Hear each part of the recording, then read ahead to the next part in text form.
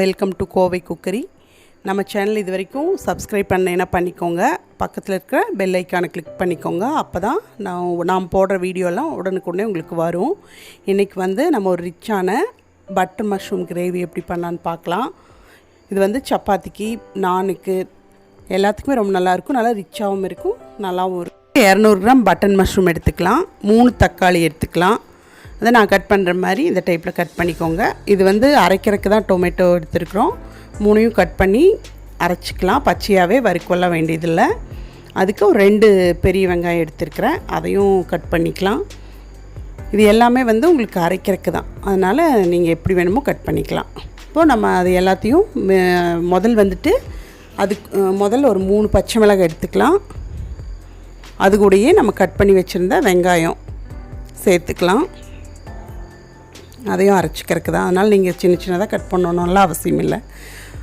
இஞ்சி பூண்டு பேஸ்ட் ஒரு 2 ஸ்பூன் அளவுக்கு சேர்த்துக்கலாம். 200 கிராம் தான் மஷ்ரூம் எடுத்துருக்கிறேன், அதுக்காக சேர்த்துக்கலாம். இப்போது ஒரு 1.5 ஸ்பூன் அளவுக்கு நம்ம வெறும் மிளகாத்தூள், தனி மிளகாத்தூள் எடுத்துக்கலாம். ஒரு 1/2 ஸ்பூன் அளவுக்கு கரம் மசாலா எடுத்துக்கலாம். சீரகத்தூள் ஒரு 1/2 ஸ்பூன் அளவுக்கு எடுத்துக்கலாம். இது எல்லாம் போட்டு நம்ம நல்லா பேஸ்ட் மாதிரி அரைச்சிக்கலாம். பவுடராக போட்டோம்னா ஈஸியாக இருக்கும், நம்ம வறுத்து போட்டோம்னா தனியாக தெரியும். இந்த அளவுக்கு கன்சிஸ்டன்சியில் நீங்கள் எடுத்துக்கலாம். என்கிட்ட க்ரீம் இல்லை, அதனால் நான் மில்க் பவுட்ரு ஒரு 2 ஸ்பூன்லேருந்து ஒரு 2.5 ஸ்பூன் அளவுக்கு எடுத்துக்கிறேன். அது கூட நம்ம மில்க் ஊற்றி கொஞ்சம் கெட்டியாக க்ரீம் மாதிரி அடித்து வச்சுக்கலாம். நீங்கள் க்ரீம் கிடச்சின்னா க்ரீமியவே வச்சுக்கலாம். எனக்கு இல்லை, அதனால் அதை போட்டால் அரைச்சி பேஸ்ட் தனியாக எடுத்து வச்சுக்கலாம். நம்ம தனியாக ஒரு கடாய் வச்சுட்டு இப்போ ஒரு 3லேருந்து 4 ஸ்பூன் அளவுக்கு நெய் ஊற்றிக்கலாம். நெய் ஊற்றிட்டு ஒரு 3 ஸ்பூன், நம்மளுக்கு இதில் நெய் இருந்தால் தான் ரொம்ப நல்லா டேஸ்ட்டாக வரும்.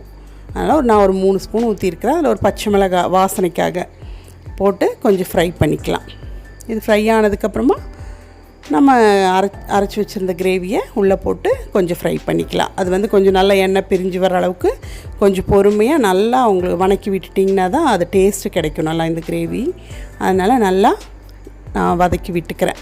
பாருங்கள், இந்த அளவுக்கு நல்லா வதக்கிட்டோம்னா அந்த எண்ணெய் பிரிஞ்சு வர்ற சமயத்தில் அது அதுக்கப்புறம் நம்ம தனியாக டொமேட்டோவை தக்காளியை அரைச்சிட்டு அந்த வதக்கி வச்சுருக்கிற கிரேவி கூட சேர்த்திடலாம். நல்லா வதக்கி விட்டுக்கோங்க. அதையும் நல்லா கொதி வருது பாருங்கள், நல்லா கலக்கிட்டுருக்கணும். இதில் என்னென்னா வதக்கிறதுல தான் டேஸ்ட்டே. நம்ம தனியாக மறுபடியும் ஒரு கடாய் வச்சுக்கிட்டு அது காஞ்சோனியவே பக்கத்தில் அதில் நம்ம குடமிளகா சொல்ல மறந்துட்டேன். நான் குடமிளகாவும் தனியாக எடுத்து வச்சுருக்கிறேன். ஒரு குடமிளகா கலராக கூட நீங்கள் சேர்த்துக்கலாம். அந்த நம்ம தனியாக வச்சுருக்கிற கடாயில் பட்டர் போட்டு ஒரு 3லேருந்து 4 ஸ்பூன், இதில் கொஞ்சம் பட்டர் எச்சா சேர்த்துக்கோங்க.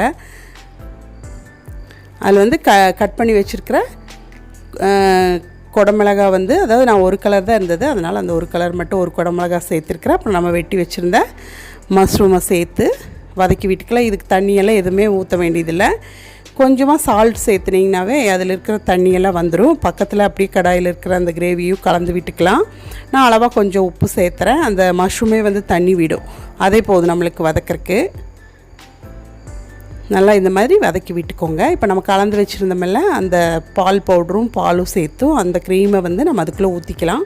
க்ரீம் இருந்தாலும் இந்த டைமில் இந்த மாதிரி நம்ம வதக்கி விட்டதுக்கப்புறம் இந்த மாதிரி தனியாக வரும்போது அந்த க்ரீமையும் சேர்த்து நல்லா வதக்கிக்கலாம். இப்போ பார்த்திங்களா, உப்பு போட்டோன்னேவே எப்படி பிரியுது பாருங்கள் தண்ணி.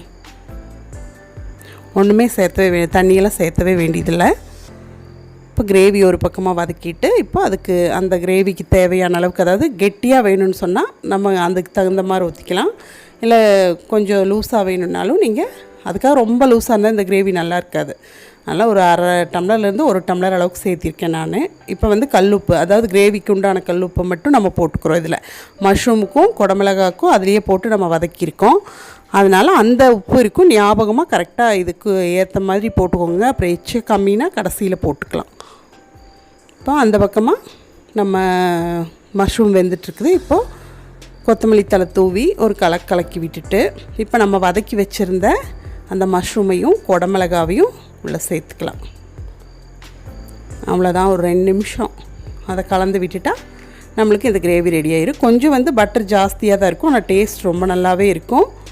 இதே மாதிரி கொஞ்சம் வதக்கிறது வந்து கொஞ்சம் நேரம் ஒரு 5 நிமிஷம் நல்லா வதக்கிட்டே இருக்கணும். ஃபஸ்ட்டு ஸ்டெப்பு, செகண்ட் ஸ்டெப்புன்னு சொல்லிவிட்டு இப்போ நம்மளுக்கு அந்த போட்ட எண்ணெயெல்லாம் மிதந்து வரும். அந்த சமயத்தில் கொஞ்சம் பட்டர் சேர்த்துட்டு நம்ம கிரேவிக்கு அந்த மில்க்கை கொஞ்சம் கலந்து வச்சுருந்தோம்ல க்ரீமுக்கு பதிலாக அதை கொஞ்சம் மேலே டெக்கரேஷனுக்காக போட்டு நமக்கு கிரேவி ரெடி ஆயிரும்.